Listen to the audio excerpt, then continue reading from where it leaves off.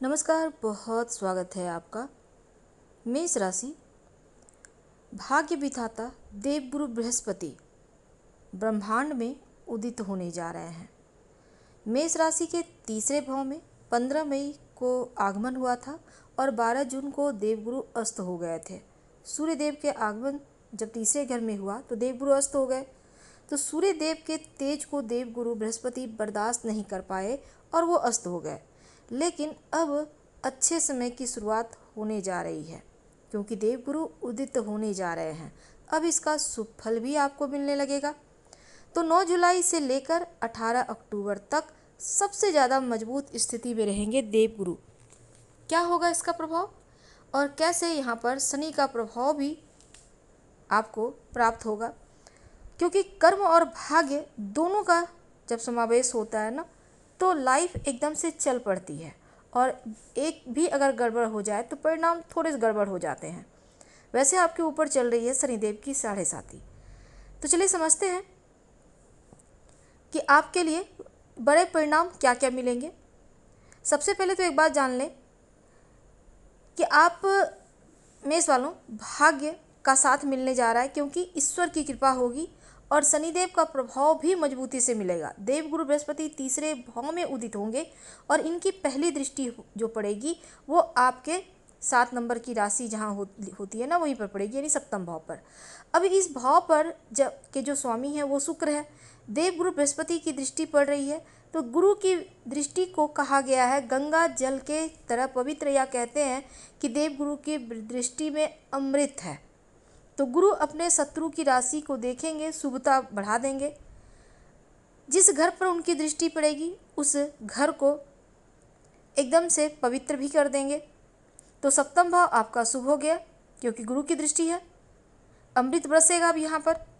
अब शनिदेव का प्रभाव भी देखिए, देवगुरु बृहस्पति शनिदेव के लिए शत्रु की राशि। अब यहाँ पर देवगुरु बृहस्पति नकारात्मक परिणाम दे सकते हैं, लेकिन शनिदेव जिस राशि में बैठते हैं स्वयं देवगुरु बृहस्पति की राशि है, यानी मीन राशि में। अब देखिए यहाँ पर क्या होगा, शनिदेव कहेंगे देवगुरु से कि आप मेरे घर को मत बिगाड़ना, हम भी आपके घर को नहीं बिगाड़ेंगे। तो क्या होगा, 12 जो नंबर पे बैठी है शनिदेव बैठे हैं, यानी मीन राशि में बैठे हैं, तो तुला राशि में शनिदेव उच्च के होते हैं। लेकिन अब देखिए यहाँ पर सबसे पहली बात, सप्तम भाव को शुभ परिणाम प्राप्त हो गया। अगर आप अविवाहित हैं तो विवाह आपका तय होगा, विवाह होने के योग बनेंगे, जीवन साथी के साथ तालमेल बढ़िया होगा। तो ये चीज़ें तो देवगुरु बृहस्पति की कृपा से शुभ हो गया। स्वास्थ्य को लेकर जो परेशानी थी जीवन साथी की, वो भी अब यहाँ से बढ़िया हो जाएगा। तो सप्तम भाव को शुभ कर दिए। पार्टनर से कोई शुभ परिणाम मिलेगा, पार्टनर को उनके करियर में सफलता मिलेगी, भाग्य का साथ मिलेगा। और सबसे अच्छी बात यह है कि अगर आप बिजनेस करते हैं, क्लाइंट ढूंढ रहे हैं, तो आपको बहुत बिजनेस भी बढ़िया चलेगा, आपका दायरा बढ़ेगा, उन्नति होगी। देवगुरु की दृष्टि को कहा जाता है कि अमृत के समान है। तो अब देखिए व्यापारी भाइयों के लिए बढ़िया है, उन्नति के द्वार खोलेंगे। देवगुरु बृहस्पति की दृष्टि का पड़ना शुभ होता है। अब उनकी एक दृष्टि पड़ेगी आपके 9वें भाव पर। देवगुरु बृहस्पति स्वयं की राशि पर पड़ रही है, भाग्य का स्थान है, भाग्य के स्वामी की दृष्टि है, गुरु के स्वयं का घर है, तो सबसे ज़्यादा यहाँ पर बलवान होंगे और ये स्थान है। तो अब देखिए कर्म करना है, जो भी आप कार्य करेंगे उसमें ईश्वर की कृपा आप पर बरसेगी, शनिदेव की भी कृपा बरसेगी। शनिदेव 12वें घर में है, तो इनकी 10वीं दृष्टि जो पड़ रही है सीधे आपके भाग्य भाव पर पड़ रही है। तो देवगुरु की दृष्टि जैसे ही पड़ेगी आपके 9वें भाव पर, भाग्य भाव पर, तो अमृत बरसेगा। और देवगुरु की दृष्टि के कारण जो नकारात्मक प्रभाव थे शनिदेव के कारण वो समाप्त हो जाएगा। तो भाग्य का साथ यहाँ पर मिलता जाएगा। किस्मत की सहायता मिलेगी, जो विद्यार्थी हैं शिक्षा के मामलों में सफलता मिलेगी, आप आगे बढ़ सकते हैं। घर से दूर जाकर जॉब करना चाहते हैं या विदेश में शिक्षा लेना जाना चाहते हैं तो ये समय अनुकूल है। और नकारात्मकता से मुक्ति मिलेगी, सकारात्मक पोजीशन आएगा।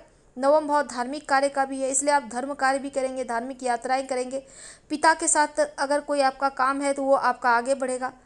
तो भाग्य यहाँ पर जगेगा और लक्ष्य तक आप पहुँच जाएंगे बहुत मजबूती से। अब देखिए इनकम का घर और देवगुरु बृहस्पति की जो दृष्टि एक पड़ेगी वो है 9वीं दृष्टि सीधे आपके 11वें घर पर। अब शनिदेव वक्री चल रहे हैं। अब शनिदेव का वक्र अवस्था में एक भाव पीछे का ही परिणाम देते हैं। तो ऐसे में क्या होगा, 11वें घर पर देवगुरु बृहस्पति की दृष्टि है, तो इच्छाओं की पूर्ति होगी। दबी इच्छाएं जो है वो आपकी फिर से बाहर आएंगी और जो भी दबा कर आपने रखा है, एक बार फिर से वो आपके सपने यहाँ पर पूरे होते दिखेंगे। तो बड़े लक्ष्य की प्राप्ति इस समय आपको होगा। इनकम का स्थान है गुरु की दृष्टि पड़ना, शनि की दृष्टि, शनि की वक्री अवस्था का प्रभाव।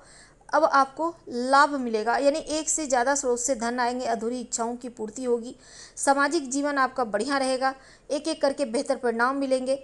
और एक और चीज़ है कि 11वां भाव जो प्रभावी हो रहा है, देवगुरु बृहस्पति की अमृत दृष्टि यहाँ पड़ रही है, तो बड़े भाई का साथ मिलेगा और बहुत जैसे आपके लिए एक ये कह सकते हैं कि एक वरदान की तरह साबित होगा।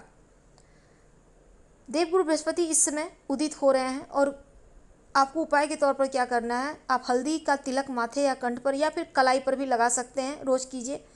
ओम ह्रीम बृहस्पति नमः का जप कर सकते हैं या फिर आप शिव जी की आराधना करें, नमः शिवाय का जप करें, आपके लिए बहुत उत्तम रहेगा। हम आपसे विदा लेते हैं।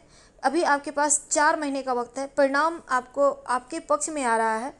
जानकारी अच्छी लगे तब लाइक कर सब्सक्राइब करें, शेयर करें, कमेंट करें। धन्यवाद, हम फिर मिलेंगे।